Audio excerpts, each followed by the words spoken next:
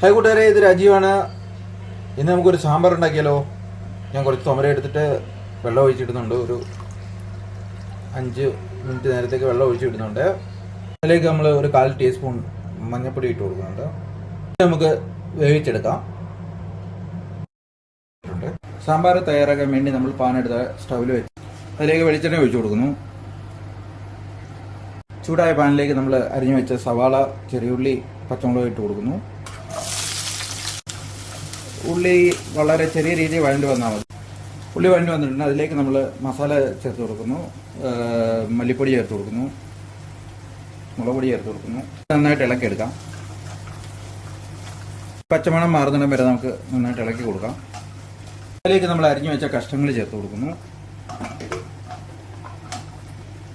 കഷ്ണങ്ങൾ നന്നായിട്ട് ഇളക്കി യോജിപ്പിച്ച് കൊടുക്കാം.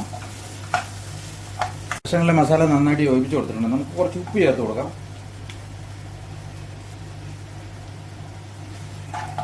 നന്നായിട്ടൊന്ന് ഇളക്കി ചേർത്ത് കൊടുക്കാം.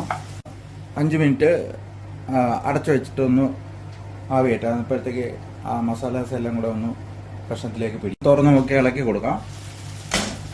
ഏകദേശം മസാല കഷ്ണത്തിലൊക്കെ പിടിച്ച് വന്നിട്ടുണ്ട്. കഷ്ണത്തിലേക്ക് നമുക്ക് അരിഞ്ഞ് വെച്ച് തക്കാളി ചേർത്ത് കൊടുക്കാം. ഇളക്കി ചേർത്ത് കൊടുക്കാം. നമുക്ക് കുറച്ച് നേരം ഒരു 2 മിനിറ്റ് അടച്ചു വെച്ച് വയ്ക്കാം. നമുക്ക് അതിലേക്ക് ചൂടുവെള്ളം ചേർത്ത് കൊടുക്കാം. വെള്ളം ചേർത്ത് കൊടുത്തിട്ടുണ്ട്. നന്നായിട്ട് ഇളക്കി കൊടുക്കാം. അടച്ചു വെച്ച് നന്നായിട്ട് തിളപ്പിച്ചെടുക്കാം. കഷ്ണമൊക്കെ ഏകദേശം റെഡിയായി വന്നിട്ടുണ്ട്. നമുക്കിനി പരിപ്പ് ചേർത്ത് കൊടുക്കാം. നമ്മൾ ഓൾറെഡി വേവിച്ച് വെച്ചിട്ടുണ്ട്. കായവും മഞ്ഞപ്പൊടിയും ഒക്കെ ഇട്ട് വേവിച്ചാണ്. അപ്പോൾ ഇത് ചേർത്ത് കൊടുക്കാം. നമുക്ക് നന്നായിട്ട് ഇളക്കി കൊടുക്കാം. ഇടയ്ക്കിടയ്ക്ക് ഒന്ന് ഇളക്കി കൊടുക്കുന്നത് നല്ലതായിരിക്കും. സാമ്പാറിലേക്ക് നമുക്ക് കുറച്ച് പിഴുപുളിയും കൂടെ ചേർത്ത് കൊടുക്കാം. നമ്മുടെ സാമ്പാർ റെഡി ആയിട്ടുണ്ട്. ഈ സമയത്ത് നമുക്ക് ടേസ്റ്റൊക്കെ ഒന്ന് നോക്കാം. നോക്കിയിട്ട് ഉപ്പൊക്കെ വേണമെങ്കിൽ ചേർത്ത് കൊടുക്കാം. നമ്മൾ പാലിലേക്ക് ഒഴിച്ച എണ്ണ ചൂടായി വന്നിട്ട് ചൂടായ എണ്ണയിലേക്ക് ഉലുവ ഇട്ട് കൊടുക്കുന്നു. പൊട്ടി തുടങ്ങുമ്പോഴത്തേക്ക് കടുക് ഇട്ട് കൊടുക്കുന്നു. ഇത് നമ്മൾ അരിഞ്ഞു വെച്ച ഉള്ളി ചേർത്ത് കൊടുക്കും. ഉള്ളി മൂത്ത് വന്നിട്ടുണ്ട്. അതിലേക്ക് കറിവേപ്പില ചേർത്ത് കൊടുക്കുന്നു. പച്ചമുളക് ചേർത്ത് കൊടുക്കുന്നു.